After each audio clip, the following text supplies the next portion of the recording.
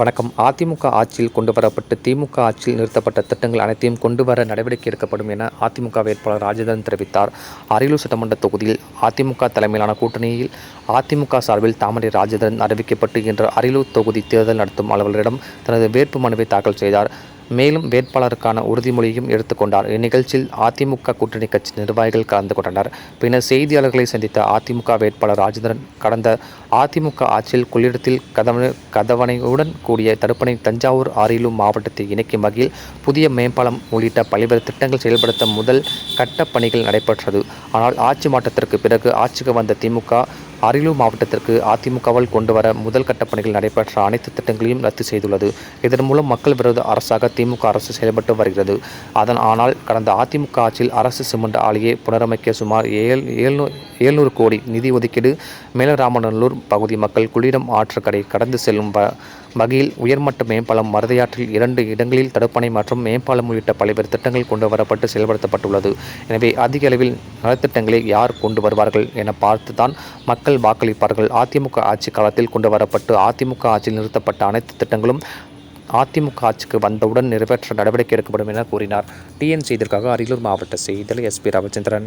மாவட்டத்தில் அரியலூர் தொகுதியில வைப்பூர் தூத்தூர் பகுதியில 740 கோடியில் சட்டமன்றத்தில் அறிவிக்கப்பட்டு அதுக்கு ஆய்வு பணிக்கு நீங்கள்லாம் வந்திருப்பீங்கன்னு நினைக்கிறேன். திருச்சியில இருந்து பாலகிருஷ்ணன் சொல்லி சீஃப் இன்ஜினியர் வந்திருந்தாரு.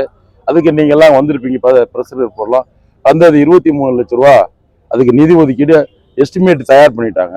டெண்டர் விடுகின்ற நிலையில ஆட்சி மாற்றம் ஏற்பட்டதில் அந்த திட்டத்தை இந்த அரசு ரத்து செய்து அந்த பகுதி மக்களுக்கு வஞ்சகம், அந்த பகுதி மக்களை வஞ்சித்து விட்டது. அதோடு மட்டுமல்ல, கொள்ளிடம் ஆற்றின் குறுக்கே 1975 கட்டப்பட்ட பாலம், அந்த பாலம் பழுதடைந்து இன்றோ நாளையோ என்று இருக்கிறது.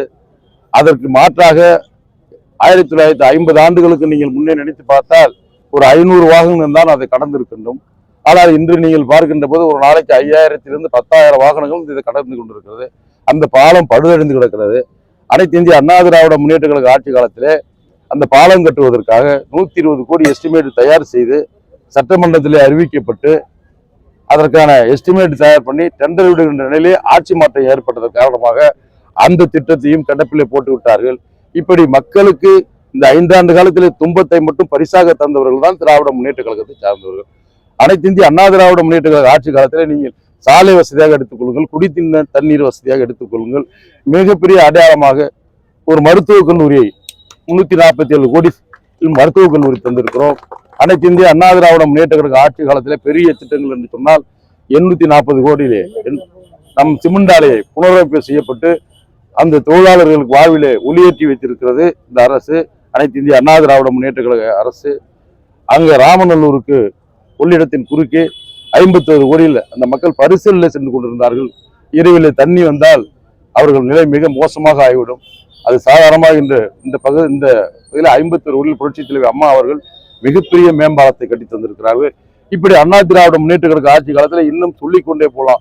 மருதையாற்றின் குறுக்கே 2 தடுப்பணைகள், 3 மேம்பாலங்கள் கட்டப்பட்டிருக்கிறது அனைத்து இந்திய அண்ணா திராவிட முன்னேற்ற கழகம் இந்த 5 ஆண்டு ஆட்சியிலே. 37 ஆண்டுகளுக்கு பிறகு திமுக சார்ந்த ஒரு பெண் வேட்பாளர் நிற்கிறாங்க.